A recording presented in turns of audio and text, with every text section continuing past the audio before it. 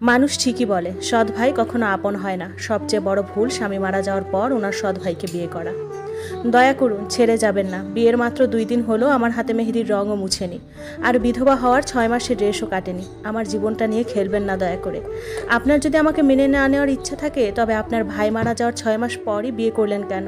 আমি তো বেশ ছিলাম আমার বিধবাময় জীবন নিয়ে। সে উত্তর দিল, আপনার প্রশ্নের উত্তর দিতে আমি বাধ্য না।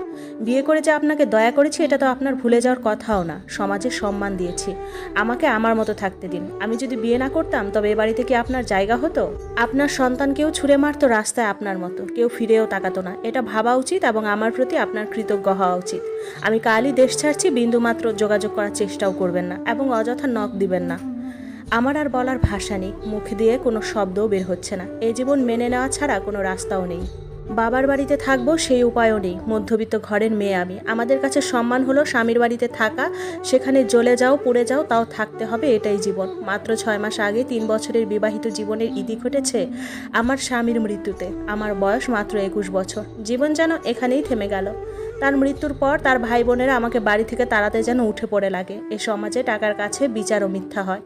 তারপর দয়া করে আমার স্বামীর আপন সৎ ভাই আমাকে বিবাহ করে। আমার স্বামীর নিজের আপন ভাই বোনেরাই যেখানে আমাকে দয়া দেখালো না, সেখানে সৎ ভাই যে দয়া করলো এটাই আমার ভাগ্য। আচ্ছা বলুন তো, দয়া করা বলতে কেন বিয়ে করতে হবে? অহেতুক ওনার জীবনও নষ্ট, আমার জীবনও নষ্ট। নির্ঘুম রাত কাটলো।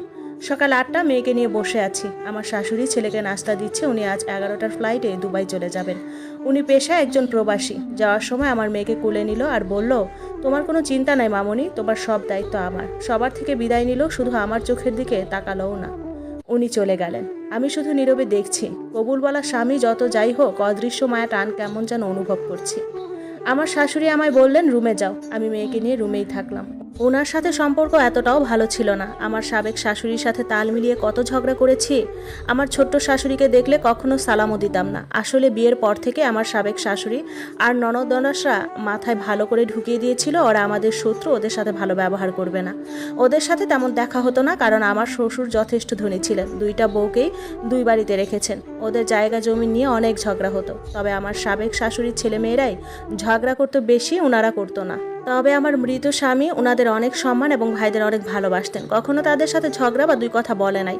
দুপুরে আমার শাশুড়ি আমাদের খেতে ডাকে। আমি মেয়েকে কোলে নিয়েই খাচ্ছি। মেয়ে হঠাৎ করে কেঁদে ওঠায়। উনি বললেন, মেয়েকে আমাকে দাও, তুমি ভাত খাও। আমি খেয়ে আবার রুমে চলে আসি। এ বাড়িতে আসার পর থেকেই শুধু রুমেই থাকি। কেউ কোনো কথা বলে না আমার সাথে, শুধু খেতে ডাকে। খাওয়া শেষ হলে আবার রুমে চলে যায়। রাত 8টার দিকে আমার শাশুড়ির মোবাইলে কল দিয়ে উসমান জানায় তিনি পৌঁছেছেন। আমি মেয়ের খাবার বানাচ্ছিলাম, রান্নাঘরে তখন শুনতে পেয়েছি। তিনি আমাকে নিজ থেকে বলেননি। রুমে বন্দি দশা এভাবেই কাটলো আরও 7 দিন। কোনো যোগাযোগ নেই। শ্বশুর বাড়িতে কেউ কথাও বলে না আমার সাথে। আমার বাপের বাড়িতে ফোন দিলে মায়ের দায় সারা ভাব কথা বলে, আসি কি করবি, ঘরে তোর একটা অবিবাহিত